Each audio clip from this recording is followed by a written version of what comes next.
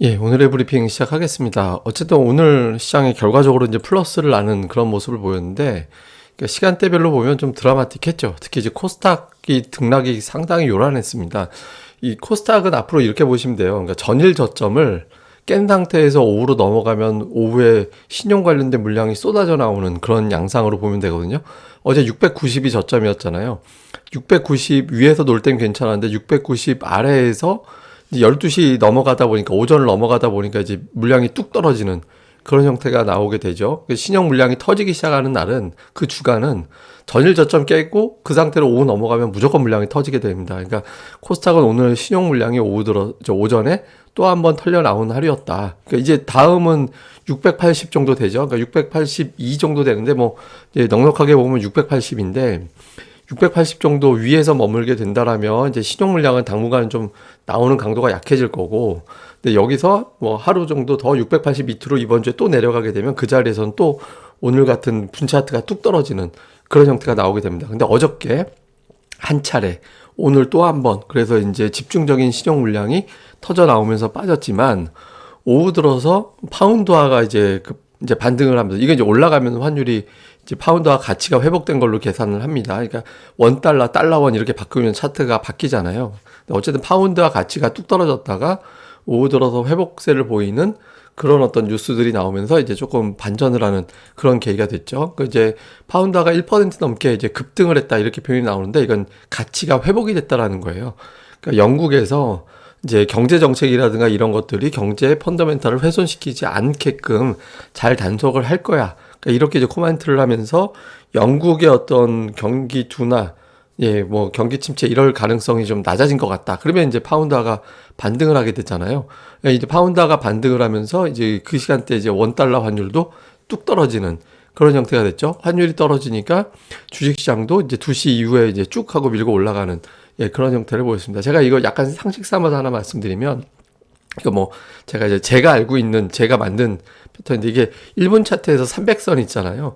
300선 밑에 지수가 주로 있을 때는 선물 매도 세력이 현물 세력보다 되게 셀 때입니다. 근데 이걸 갖다가 위로 올라서면 현물 매수 세력이 선물 매도 세력보다 세졌을 때거든요. 그래서 오늘 다행히 이제 좀 뒷부분에서 밀고 올라가서 그 기준선까지 뚫고 나갈 정도로 투자자들이 환율이 좀 안정된 거에 대해서 좀 안도를 하는 예, 그런 분위기가 만들어졌습니다. 그러니까 수급에서는 사실 오늘 수급은 좋은 편은 아니에요. 코스닥은 좋았지만 외국인들이 매도했다라는 거 우선 안 좋고, 그다음에 기관이 매수한 거는 좋아 보이긴 하나 금융 투자잖아요.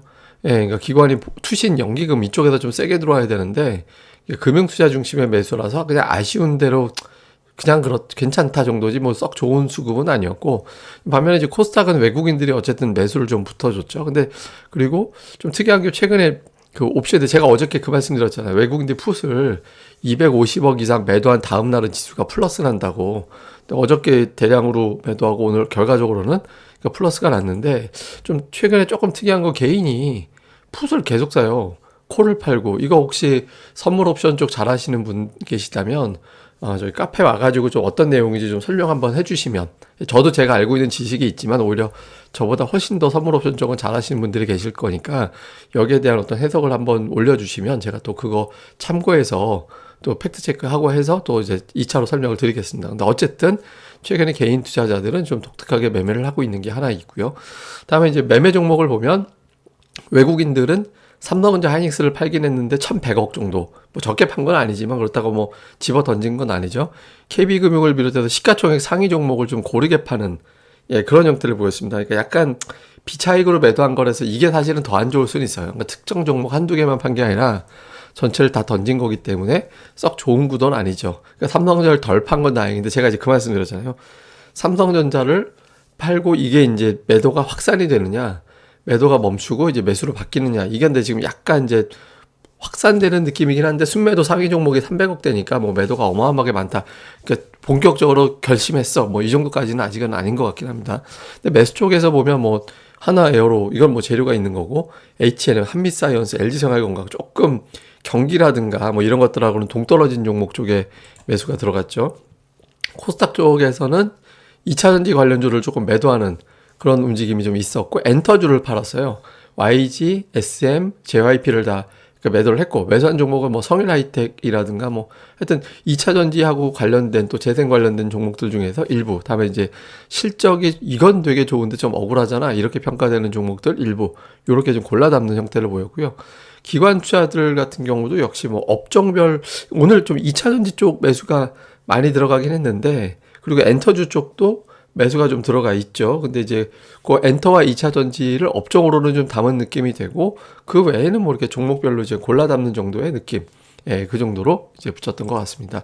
자, 이슈를 좀 정리해서 보면, 달러인덱스가 제가 이제 저때 추세선 작대기로 걷을 때 2008년도 이후에 115, 116이 일단 저항이다. 차트상으로는.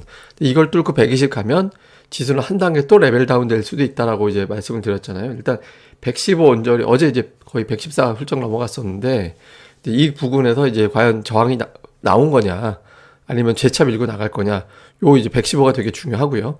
그 다음에 이제 삼성전자가 3일 동안 코스피가 100포인트 빠지는 동안은 이게 안 빠졌어요.